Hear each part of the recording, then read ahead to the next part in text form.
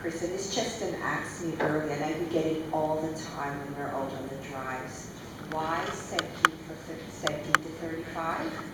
And why do you prefer men? Is there a bias against women? Well, men are much better donors. Men tend to have higher stem cell counts, correct? They also 17 to 35, so minimum age to donate blood is 17. It's the age you're signing the form, you need to consent. For blood anyway, most people reach their height and weight by 17 because it does go by blood volume. So top end is 35, it used to be higher. The Canadian registry is very top end heavy with over 35-year-olds, and it's my understanding that donors that are under, transplant physicians like donors under 35 because the outcome for the patient is much better. This is correct. There's less deviation. Yeah, so there's less chance of host versus graft disease, so less chance for the patient rejecting a stem cell transplant. So they found that someone under 35 is a better donor, and males because of the higher stem cell counts as well. And I believe when females also go through pregnancy, they build up antibodies as well. That's also a factor when they go to donate as well. So, and that's why usually I get a lot of pushback when we're doing a campaign for a patient because they just want everyone to sign up. They want to, try and save their loved one's life. And, they're kind of upset when they hear the age 17 to 35, but when you explain it to them that way, they feel a lot better about it afterwards because they know they want the best patient for their loved one. So, once it's explained, it seems to help. Hopefully that helps explain that question. So to you, Dr. Minen, why the younger the better?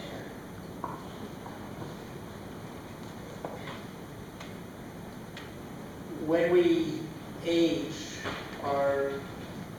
it's normal. I'm not kind of scaring anybody.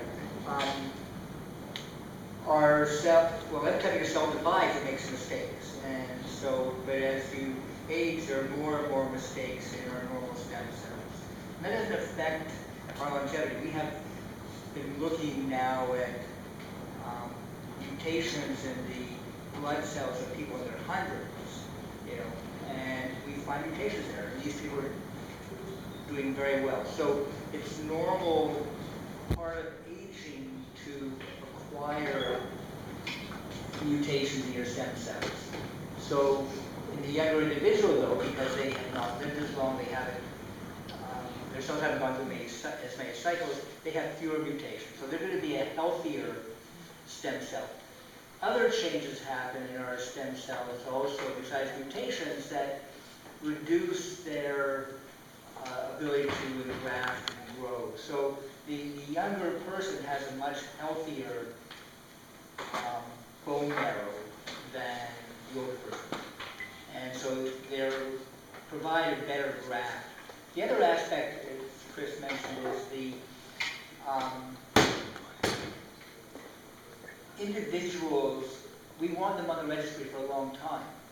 And so if you're taking a person onto the registry who's 60 or 70, they're not going to be available for many years. And so you may find them, but then you find that they don't have the health to go through a donation. Whereas the 17-year-old, 35-year-old will be healthy for 20, 30 years. And so they're more likely to go through with the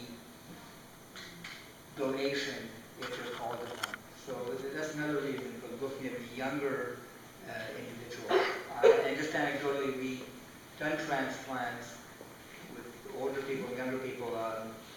The 17-year-olds, the recovery is really fast.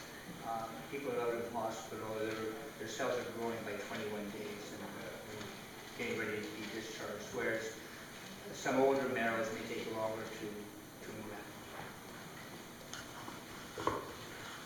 Well, thank you for that very insightful explanation. And I did see it right when I was in the hospital. There was a young man, 21. We actually had to transplant the exact day, and he was really moving very quickly. I wondered what was going on here. But yeah, he was male, he was young, he was 21, and he recovered really quickly. So I get it now. All for youth. For the young people in the house, please don't waste your youth. Many good things about it. So, Tom mentioned GVH, graft versus host disease, GVHD. Dr. Binden, can you explain what that is? How does it affect some patients? And,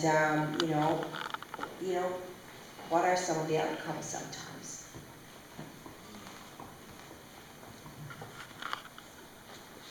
So graft versus host disease is where we've matched for the HLA. So the major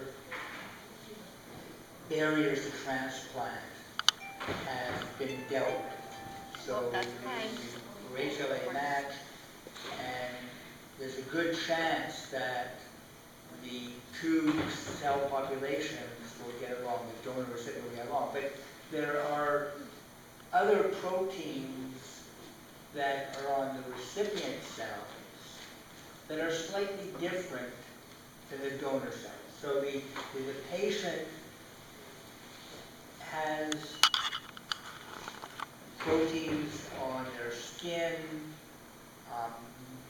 on the cells of their lung, on the cells of their GI tract, that aren't exactly the same as the proteins that were in the environment from which those cells came.